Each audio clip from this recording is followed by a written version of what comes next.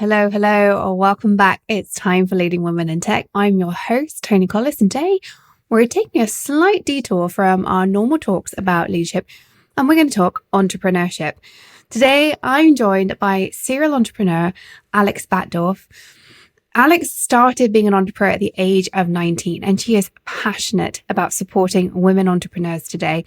She gives us some fairly startling, and I will just say honestly, devastating statistics about women in tech, including one that I have not heard before. I've heard the one about venture capital, but I've not heard this one. We have an honest discussion about whether or not we should be becoming an entrepreneur, whether or not any of us should be looking at venture capital and the pros and cons of that. And also why she doesn't think you necessarily need to go to business school to become a great entrepreneur. There is so much that we've fitted into this podcast. I could have talked to Alex for hours about this. I will tell you that I was definitely listening for my own benefit here. So without further ado, let me get Alex onto the show.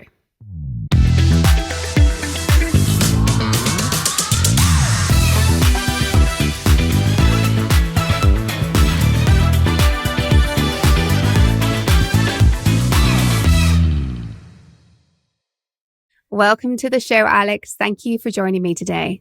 Thank you so much for having me. Excited to be here. Likewise. Well, start off by sharing with everybody your career journey to date, the highlights, those very important lowlights, and what you do today. Yeah, for sure. So I started my career literally at 19. I've been an entrepreneur my entire career. I always joke and tell people I'm unemployable by this time. However, I'm pretty decent at building businesses. So hallelujah for that. I got started really when I was in undergrad, and I was really curious about how do you make impact in the world and do it based off of the things you're seeing. And at that time, my first two companies, the first company I started was in the fashion tech space. So think of like the reels of today, but kind of sprinkled in with a little bit of virtual currency, which now you call crypto, which is really interesting. And what's funny, a lot of times people think being first to market means you're going to be the most successful. That's usually not true in entrepreneurship. First to market does not mean you succeed. Actually, usually first to market ends up paving the way for others. So that company ended up failing for a multitude of reasons. I was a 19-year-old CEO that thought hiring all my friends was a good idea. Don't do that if you decide to become an entrepreneur. But it was a great learning experience. It led me to my next company, which was also in the fashion tech space. We supported our customers by finding the best fitting designer denim, and then we tailored it all in-house to make sure that it fit them really well. And unlike a lot of other players in the space at the time, we weren't creating our own brand, because what we saw in the market was that the biggest problem in terms of online shopping was that most people couldn't find things that fit them in terms of just shopping in general, but especially online. And we were like, we don't need to add yet another brand because we haven't mastered which ones that exist already fit. So we partnered with well-known brands like Seven for All Mankind, Paige Denim, so on and so forth. And we helped our customers find the best fit in those type of brands. And then we tailored everything in-house. Our technology helped people find the initial best fit for them. But people have really nuanced types of bodies. So you might get someone that it might fit really good. This happened a lot. We had a lot of customers who were professional athletes, like in the NBA or NFL or NHL. And a lot of times those boys had really big booties and small waists. So it might fit really well on their thighs and they finally got over their butt. But in a lot of women experiences, curvy women, is that once it gets over there, you have a big gap in your waist. I know I experienced this. And my butt's actually not even that big. So, I felt that pain. So we would tailor those things, even for length. You might get something that fits you really well, but then the inseam might be too long. So we'd bring that up. The amazing thing about that company, we were able to prove out, it was really about returns. We wanted to get online returns down, and we wanted to start with a specific category that was historically hard for most people, denim. And so we were able to get our returns down to 6%. And of that 6% of returns, we could resell 80% of that. And that company would go on to scale to the multi-millions, and it was sold in 2019. And that led me to my now company, Get Shit Done. As I was growing that business, I just remember there was really loud narratives around women entrepreneurship, and that didn't contextually make sense to me. On one end, it was, look at all these women starting businesses, and it's at a much higher rate than men. And that's actually still true today. But in the rooms that I was in with quote unquote successful on paper entrepreneurs, I tended to be one of the only women, and I was definitely the only Black woman. So my curiosity was like, if all these women are starting businesses, then where are they at in these rooms? And the other side of it was, well, it just sucks for women because they don't have investors. And for someone who had an investor at the time, that is the dominating narrative in the media that makes entrepreneurs think that, oh, success is you're going to go and find an investor. The majority of companies will not get institutional investors, and the majority shouldn't. It's not a good vehicle for most businesses, but that's what's become the dominating narrative. And so I really wanted to understand, well, what's happening under the surface? I feel like we're missing something. So I spent thousands of hours with hundreds of women. And from those conversations, what I found was 9 out of 10 times women were saying, I need capital, because that's what they saw in the media. They actually meant, I need revenues, I need profits, I need cash in my bank, I need income. Those are completely different than being capitalized. Capitalizing your business is about accelerating what's already working in the business. And so that's where Get Shit Done came about. It was really about, how do we equip women entrepreneurs with the resources, which are the top 3: network, knowledge, and know-how they need to get shit done and grow their businesses. Because women were like, look, I don't need to be inspired anymore. I need tangible things that will help me grow. So that's where Get Shit Done came about. We started with an accelerator. Now we have a community, a membership community. And now we partner with our accelerator with economic development offices to serve more women in specific localities.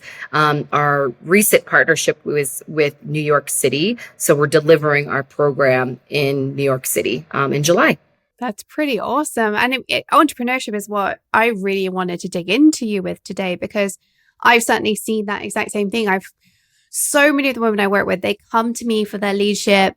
They're struggling in their corporate careers for whatever reason. And so many of them have this desire to start their own thing one day. And so many of them say to me, oh, not now, because. And for some of them, I've coached them into entrepreneurship. Others, they've never gone and done it. And I've always wondered why. And I want to demystify this a little bit, because as you say, not all companies should be funded by external investment. And yet, especially in the world of tech, that is the dominant narrative, big time. So let's dig into this a little bit more. You've got some interesting stats on how many women start businesses as well as how many end up being successful. And some of those, when you shared them with me before, were quite shocking. Can you give those stats, please? Yeah. So women own half of businesses in the US, and I believe this is mimicked around the globe. We own half of businesses, but we generate 4% of total business revenues. And the dominating narrative is, well, 2% of funding goes to women. Well, that 2% is 2% of less than 1% that goes to anyone. So if we zoom out, yes, funding for women is problematic in the funding space, but 99% of entrepreneurs will not get venture capital, and they shouldn't. It is an awful vehicle for most businesses. It will break most businesses. And so we'll hear stats like even failure rates. If you look at and zoom out, 82% of small businesses fail because they run out of cash. Cash is not capital from somewhere else. Cash is what your business generates. And so from the demystifying angle of this, and this is why I'm such a proponent of talking about these things, is sometimes the narrative gets so fixated on the sexy things. And the sexy thing in this case is funding from somewhere else.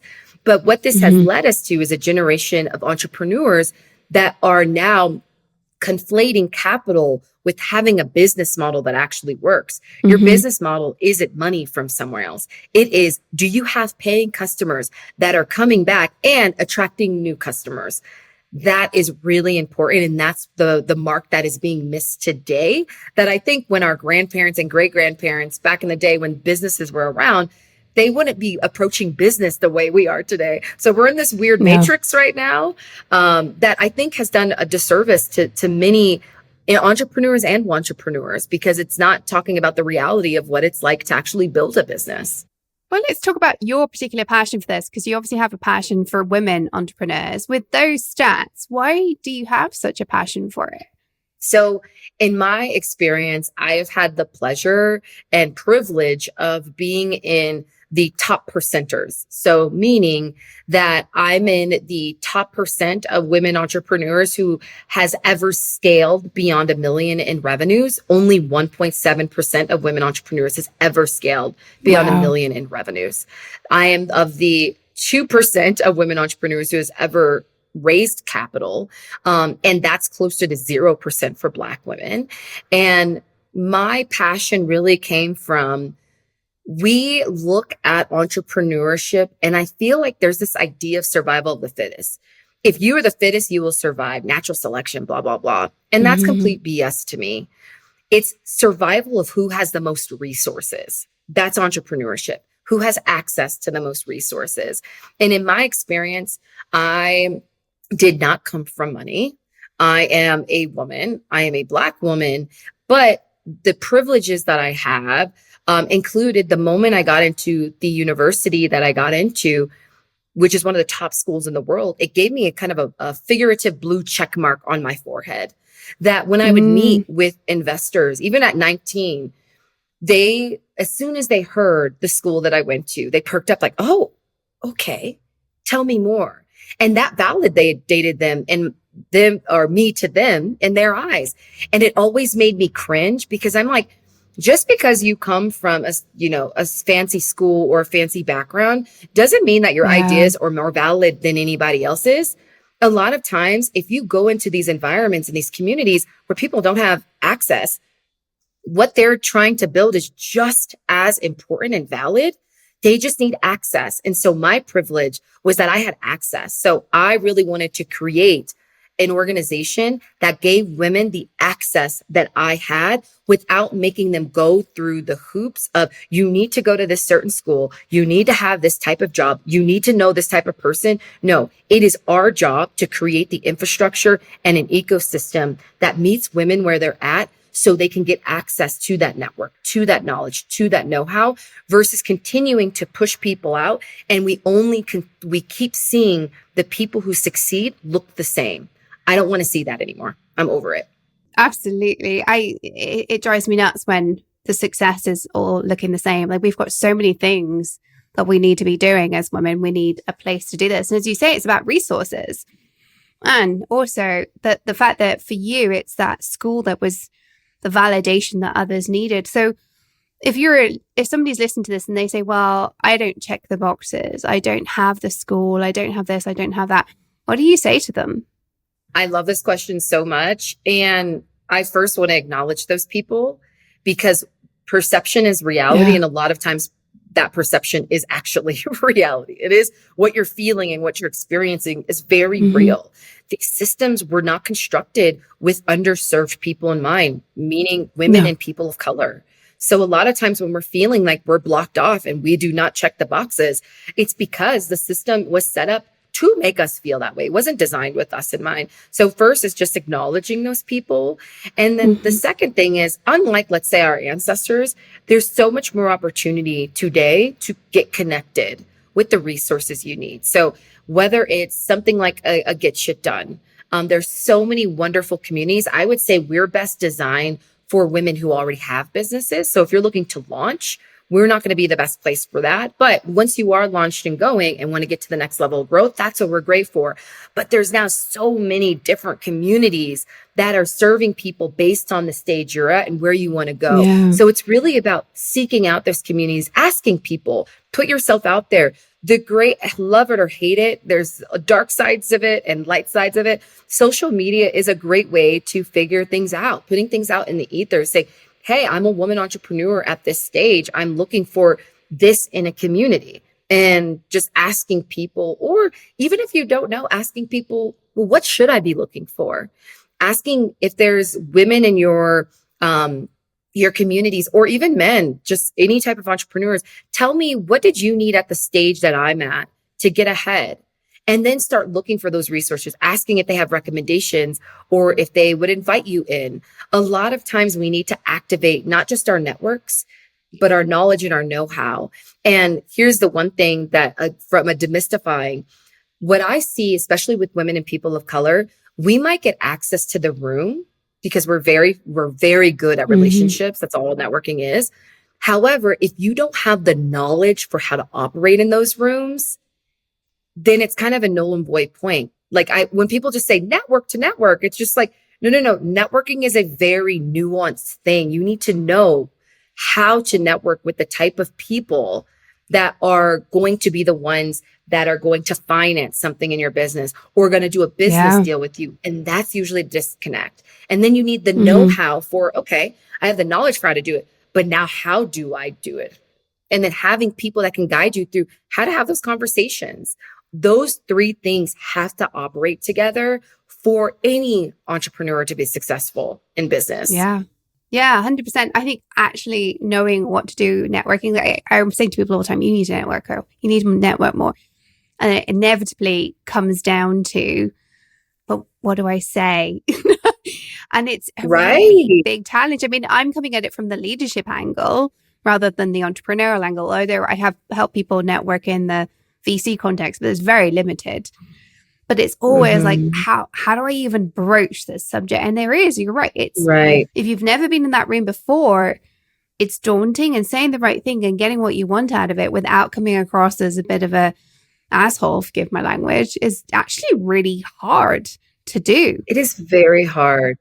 It is very hard. And I'm glad you brought this up, because on one end, for women entrepreneurs or people who are considering it, the toughest thing is we just have to give ourselves enough courage to put ourselves out there and know that you don't know what you don't know. And that's okay. Be okay making mistakes. I always make a joke. I'm like, what would a white man do? I always look at my white male peers and friends, and they just go and they're just like, they don't care if they look stupid, but also they weren't socialized like women, where they're socialized in perfection and having to look a certain way. So there's going to be the scaries that's going to be there. You're going to feel a little anxious, but again, it's like, how do I just do it anyway? Now, the other side of it is I'm also really tired of, a lot of advice that puts the onus on women and people of color, saying, well, we have to do all the work. No, these systems also we need people that are going to reach their hands down and say, hey, let me help you up. Let me give you insight into how to speak in those rooms. Let me teach you how to navigate that conversation, because entrepreneurs, we don't know what we don't know. And so if we keep telling people who are penalized by a system that was not designed for them, it is going against our best interests as the collective, because we're asking them to work harder inside of something that was not structured for us to succeed. 100%. Well, let's take a step back and let's talk about who becomes an entrepreneur. Why do people want to become entrepreneurs? The women I work with who at some point have a conversation with me about entrepreneurship, which is not all of them by any means, but a large number of them, I typically see three types of people. I see the visionaries, the ones with a cool idea, a change they want to make, and entrepreneurship is the best way for them to do that. Then I see the ones who are just done with the corporate world. They want to try something different, but it's really about being done rather than being a visionary. And then there's the third type where it isn't that they're done, they're not burnt out, but corporate isn't fitting for them in some way. Like it just doesn't resonate. They don't like the way it operates and they want to try something different. Do you think there are additional types? Do you see those different types being important in terms of taking the plunge into entrepreneurship? Like, what do we do with that? Yeah. So I think those are very valid examples of people who become entrepreneurs. And there's probably other types. One that came up Mm-hmm. as you were speaking is people that see a problem that they want to solve. And maybe they're not like the visionary that's like, I love this thing. Example of this is Tony Hsieh, who was the CEO of Zappos. He was very clear before he passed. He was like, I don't really care about shoes. He wasn't passionate about shoes. He was passionate about customer service. And Zappos Mm-hmm. has become one of the top organizations known for its customer service. He was passionate about solving that problem. And so I see that. And honestly, I think out of all of those, when we think of there's a difference between who becomes an entrepreneur and then who actually succeeds as an entrepreneur. And I think Mm-hmm. those are two different things.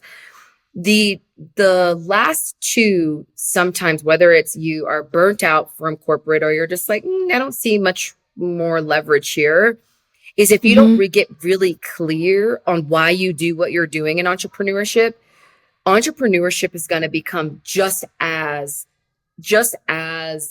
a burnout train as you would be Yeah. in corporate.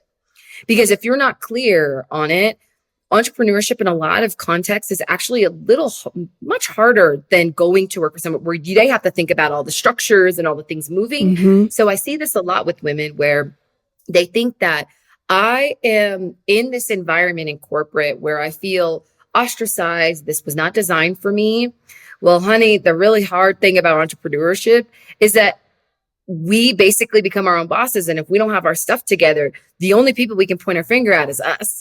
And so Yeah. we need to be really clear why we do what we do and get up every single day. And you got to really care about it. So what I think all of those avatars have in common is that the ones that succeed have a very clear why.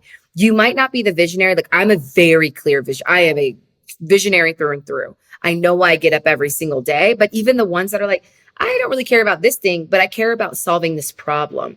I think if you care about Mm-hmm. solving the problem for your customers every single day, those are the entrepreneurs that move from just becoming to succeeding. You have to be very Yeah. clear on that. Oh, 100%. I love that. It's having that very clear why and customer focused. I truly believe that. Like all the ups and downs in my entrepreneurial journey, I always come back to why am I doing this? Why am I Mm-hmm. getting up every day and doing the hard work, the stuff that I do not love to drive my business forward? It's so I can do the stuff I do love, which is my customers and Yeah. having those great conversations. And ultimately, I'm here to make the world a better place. My audience has heard that many times. I am here to make the world a better place through the work that I do. And I know that keeps me going, but I know other entrepreneurs, I've got peers in my own network where they've moved on from being an entrepreneur because, in my opinion, watching them, they didn't know why they were doing it. It was just the next thing to try. And it makes me so sad because actually all of them had great ideas, but that why gets you out of bed in the morning, right? Every day. And again, it's like, I feel for those people because they're trying to jump over to something that has been glamorized in the media. Everyone thinks entrepreneurship is Yeah. so sexy. It is not. You have to, I think have to be a little bit of a masochist because when the lows are low, it is very low. Like you are now responsible for how you're going to hit payroll. When you go work for someone, that's like, it's the same way I see not everyone should be a doctor. Not everyone should be a janitor. Not everyone should be a lawyer. It is when you go into entrepreneurship, you are now responsible for all those things that an employer did. And I have a friend Mm-hmm. who's actually a lawyer. She was like, I really appreciate what my entrepreneurial friends do, but I don't want that because I like having a 9 to 5 where I'm done at 5 and you don't get to Mm-hmm. talk to me on the weekends. She's like, I get those boundaries. The really hard thing in entrepreneurship is those blend together a lot. Yeah. And that's one of the Yes. hardest, and I'm sure you go through this, Tony, is that one of the hardest things that entrepreneurs deal with is that we are so invested in it that sometimes we are the problem and the burden around our own boundaries of I need Yes. to turn off by a certain time. I don't need to work weekends, but there's also certain times in your journey where that is a part of it. You have to build these things up. So I think what's really important here, I really feel for people who feel stuck in a corporate environment. But also, if you want to go into entrepreneurship, you got to be really clear with yourself about there can be another glass house you're in within entrepreneurship. If you are not clear on why you do it, and if you don't really like what you're doing, you're going to be in the Hmm. same position. But this time, the boss is you. Yeah, 100%. I would say I lose more sleep over payroll for my team than I ever lost about paying myself when it was just me getting going. Even though that was Absolutely. scary, it is a bigger headache. I'm not saying you shouldn't do this, ladies listening. I personally think you should because I love my journey, but it doesn't come stress free at all. Let's talk about what else we need to consider in terms of anybody listening to this thinking, I'm not afraid. I have a big why. I'm excited. What else do we need to consider before we get going on an entrepreneurial journey? Absolutely. And I can totally echo what Tony said. It's not to discourage anyone who's really clear about it. It's just like you have to be very clear on why you want to do entrepreneurship, like anything in life. Be clear why you want to do that thing because you don't want to get stuck with it and you're resenting. Mm-hmm. Now the only person you can resent is yourself. There's not a boss Yeah. to resent. Um, so in terms of things to consider, you know, being clear on how you want your business to grow. And it's okay if that is shifting over time. You can definitely change your mind. But I think in the beginning, getting clear on right now, I see success in this business as insert here. And for some people it is, I want to get to a level of income. And honestly, I think for any entrepreneur, I did this and this was a mistake I made in my last business.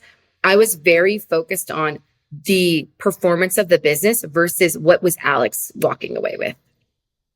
It was like, Mm, oh, we get to this point of the business and it sells, and it did.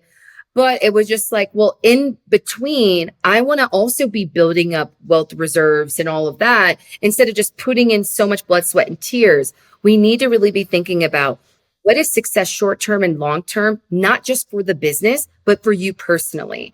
And that's been a conversation that we've been having the past few years with our entrepreneurs, not just, oh, I want my company to make this much money.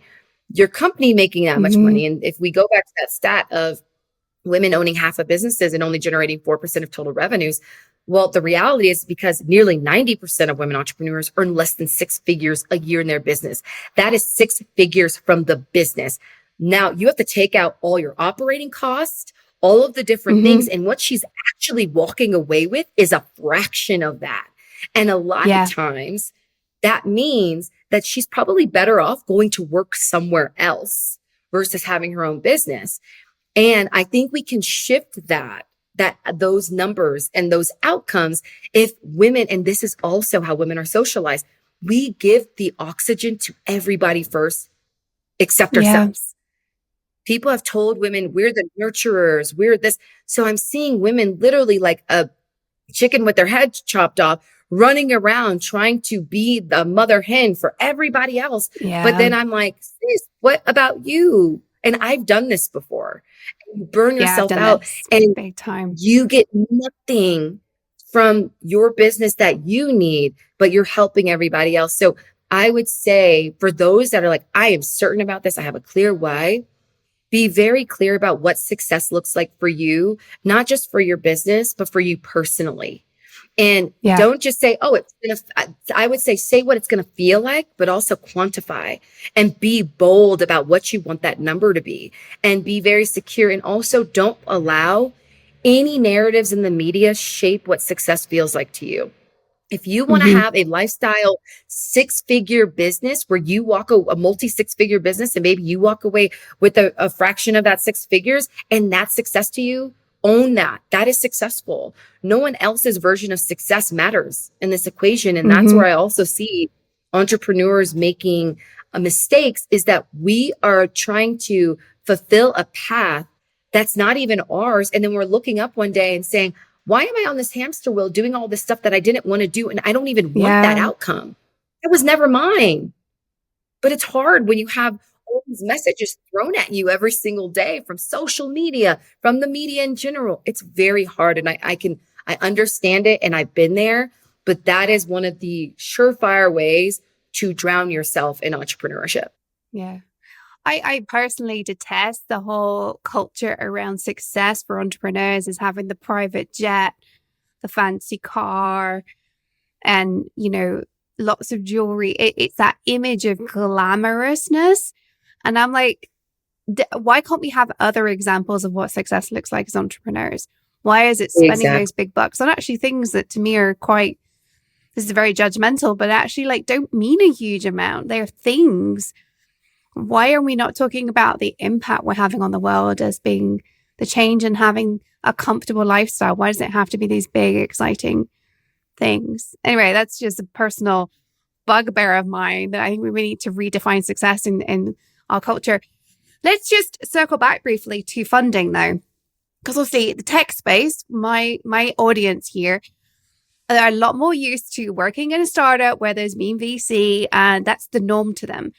So if we're talking about a startup and they're thinking, I've got an idea, I think this is big tech, it's going to need to be built, don't have the money in the bank to do it, what do we need to be thinking about of whether or not we should go to an investor?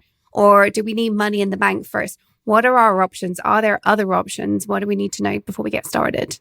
So I like to break down the math versus giving my opinion on this first, so people can come up with their own idea of what is going to be best for them. So if you've been an employee of a startup, some people from my experience, very few people know the unit economics on venture capital. So for a VC-backed company to be deemed successful, most venture capitalists, what they're looking for is at least 3x on their investment.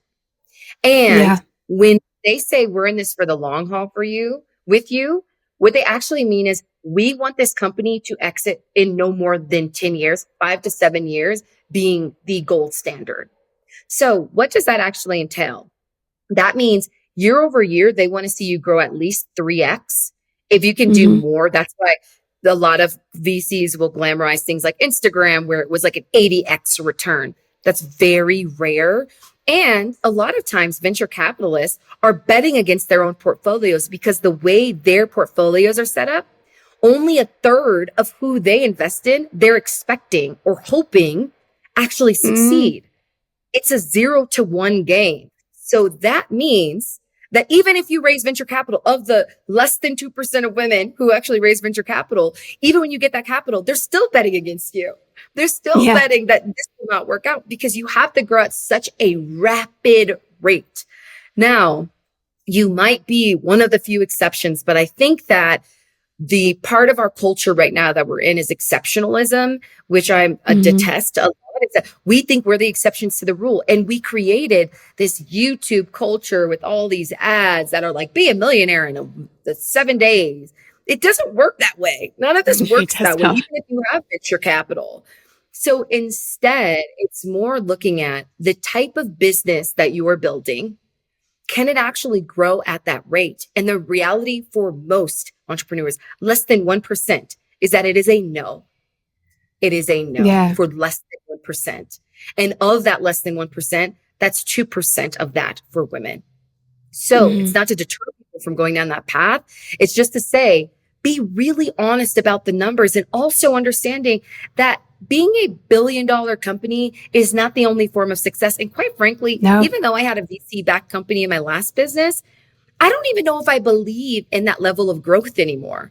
I think it's really harmful. It's been harming our environment. It's been harming our world. Growing that fast is very harmful. And now we're looking at the outcomes of that. So we have to really be clear with ourselves. What feels good to me? What level of growth in my business? Do I want to grow, let's say, revenues and my personal income every year by X amount? And if it's not 3X, if 3X, and usually a good compass for this, I always tell people, a lot of times it's art and science. You look at the numbers, and what I see entrepreneurs do is they try to shift the numbers to be like, oh, yes, the business can do this because they're like, I should be a $1 billion company. But then if you actually listen to your gut and look at that number, your gut's going to tell you whether you think that's realistic or not. And if your gut's cringing a little bit, probably a no. And that's okay. But you can be a bootstrap, for example. And again, being multi-millions doesn't have to be your level of success. But my friend Carrie Kirpin is a great example of this. She is a bootstrap woman entrepreneur who just sold her company for 8 figures. Bootstrap. She didn't raise any money. It was a service-based ad or agency, social media agency, 8 figures. That took over a decade. And that's great. But even if 8 figures is not successful, you got to get really clear. I don't care whether you are starting a business or not in your career, get clear on what feels good to you. So you don't live a life that is out of alignment with what success in your vision of success looks and feels like. That's when we start living these lives that we resent. 100%. And your comment about growth, I think, is something we need to talk about more as a species. We've been obsessed with growth, and it is harming the planet. And so when we have companies leveraging that, I've seen enough companies that I've worked with, mainly it's the women leaders in that company coming to me, and often they are uncomfortable about the decisions that are being made in the pursuit of growth over everything else.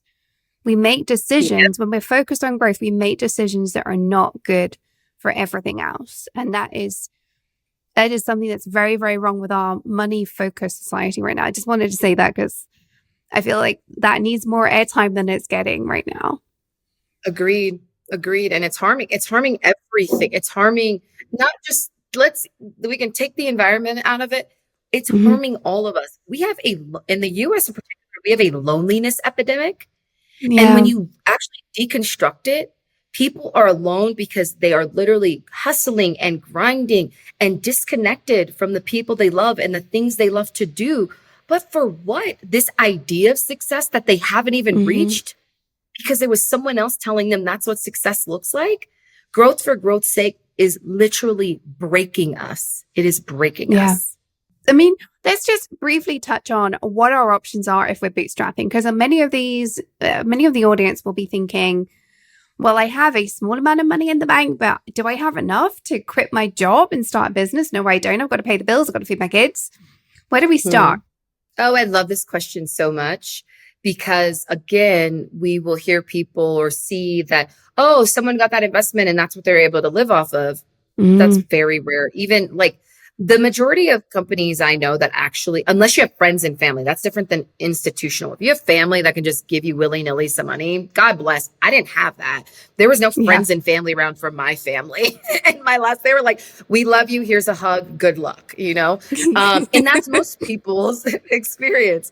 So I want to address that. But for those that are bootstrapping, my favorite thing about women is that when we succeed in business, are much more efficient and profitable than our male counterparts because women are great at money. We are really decisive risk takers. And this is actually proven in how women invest in stocks. Women actually do better because men are reactive. Men will put all their money into something like go hard. And then Bernie Madoff or whoever, the market crashes and then they're like in a tailspin. You rarely hear about stories like this from women. You hear about a woman whose husband did that and she wants to kill him because he lost everything. Women are not like that. Women are more, I'm slow and steady wins the race.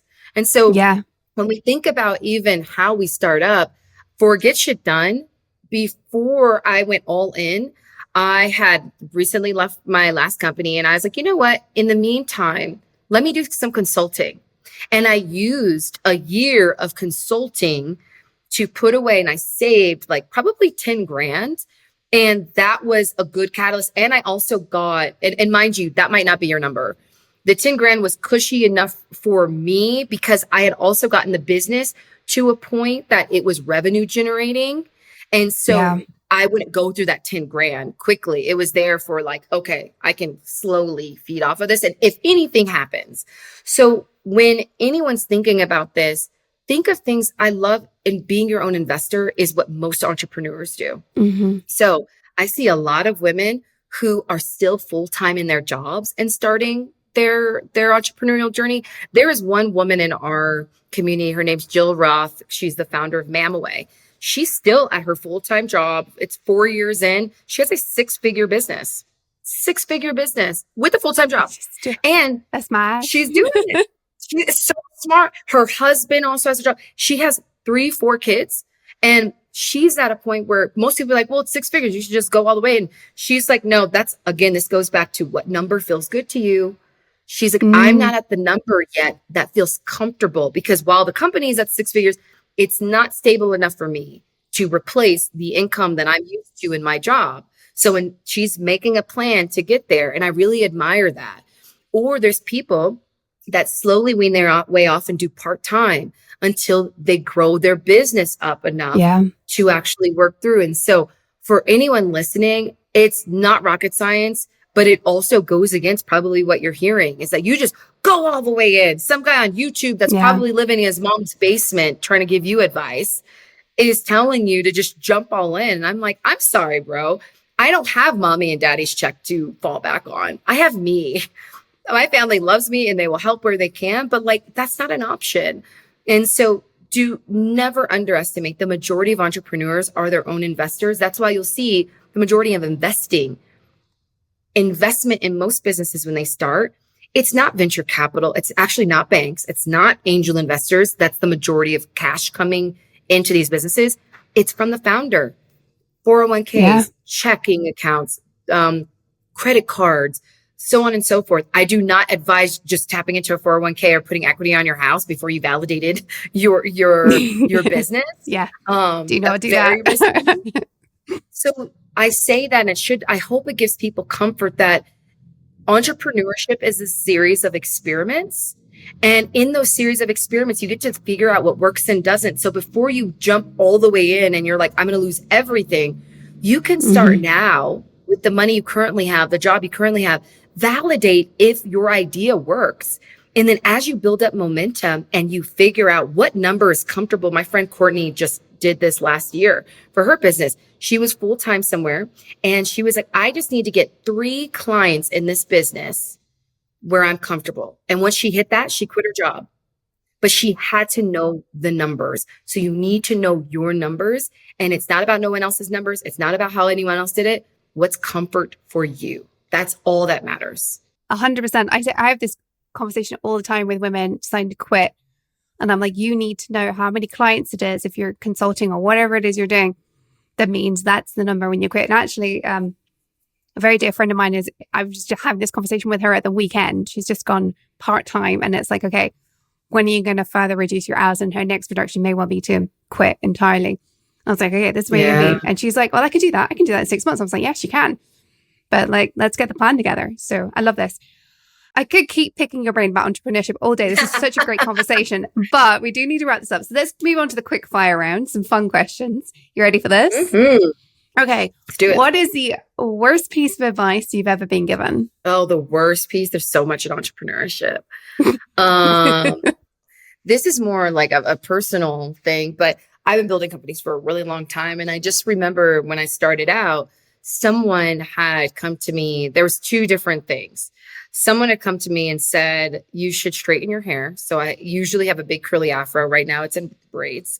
And another time, as I was growing my last business, someone said, I think you would get more respect if you went to business school. Now, there's nothing wrong with business school. Probably half of my friends have gone to business school. I think that's lovely if you have a clear why for why you're doing it. But it was very interesting that someone was saying that to me, because why I would go to business school was based on what I had already accomplished in my business. Yeah. We were already in the multi-millions, but that person's perception was like, well, for women to be validated, you need to do X, Y, and Z. And I realized it was another woman that said that to me. And I was like, oh, that was your path in your journey. And someone said that you needed to do that in order to be validated. And I'm so sorry that happened to you. And again, it's not to say that there's anything wrong with that path. It's just saying that each of us has such a unique path.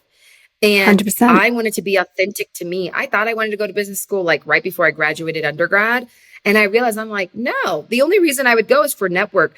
I have had a fake ID. Kids don't do this if you're underage. But I had a fake ID since I was really young in college because I was out in Chicago networking. So by the time I was building my businesses, I could call, hey, this person. I wasn't just going out to party, even though that was fun. I was building a network. I'm like, my master class in business school was in the streets of Chicago. So I would I say love that it. those were two of the worst pieces of advice because they wanted me to change who I was in order to fit into a trope of what we're telling women they have to do in order to be successful. And that just wasn't my path. Neither one of those things. No. I wasn't going to change who I was. And also I didn't need this other thing that I was already doing, to make my path work. Whenever I hear somebody say to me, you must do this, or I hear some more often than not these days, it's I have a client who's been told they should do something and that's why they're not getting ahead. I'm like, I can give you 100 examples of women who found another path. That might be more common, often isn't actually, Yeah. but I can find 100 examples because I've just met enough women now. There is no one way to do anything. And I can definitely tell you, again, I think business school has its place, but I've never been. I got all the way to C-suite and now run my own very successful company. You do not need an MBA, ladies. You really don't. Absolutely. Let me ask you next quick question. What is the best piece of advice you've ever been given? Just do it, which is really corny because that's what Nike says. But one of the best pieces of advice, women, while we are very methodical, and that's what makes us really good in business, in the beginning stages, that can work against us if we're overthinking it. Yeah. You got to experiment and just get out there. So if you're just trying to make a perfect plan, there's no perfect plan. You got to get out there. You're going to fail. You're going to get punched in the face figuratively. And you just got to roll with the punches. So just do it is probably one of the best things. And then do it methodically, but don't overthink it. I love that. I love that so much. What is the last book you read and would you recommend it? Oh my God. I just read, it's actually on my table right here. Super Communicators Oh, by I love Charles Duhigg. What I like about it is it really helps us because it's so funny. I always tell entrepreneurs, your number one job as an entrepreneur is sales. You to keep and grow cash. That's your number one job. And when I hear people say, I'm not good at sales, I'm like, actually, women are exceptional salespeople or trained to be because all it is relationships. And when we get out of that, I have to pitch to, I'm just building a relationship here. That helps us succeed in business. So I love this book because it gave frameworks about thinking about what conversation am I having with people right now in this moment? Does it need to be more story based? Does it need to be more rational based? And people are constantly giving you those cues. And it's about picking up on those cues so you can meet people where you're at to make really keen connections. And I think it's even beyond business in your personal life too. I think we miss the mark with people because we're not actually reading each other's energy. 100%. Love that too. Well, this has been an amazing conversation. I don't normally let my interviews run this long, but I felt like I've been picking your brain here, not just on behalf of the audience, but on behalf of me. Thank you so much. It's so much fun. Where can people find out more about you and what you do? Yeah, absolutely. Go to shegetsshitdone.com/join. You'll learn about our newsletter. We send out a lot of growth tips on how to grow your company. That's the best way to find us, or on LinkedIn. I'm not cool enough to be on Instagram, so LinkedIn is my only platform. But would love to meet you over on our newsletter on LinkedIn. And Tony, this was such a great conversation. Thank you so much. Thank you. Thank you so much for being with me today. I've had so much fun and I will be signing up for that newsletter. So listeners, if you're interested, make sure you head over to the show notes. You'll find all those links in there and the book recommendation as well. But as always, remember, stay in your tech leadership game and follow your dreams because the world really does need that uniqueness that you bring as a leading woman in tech.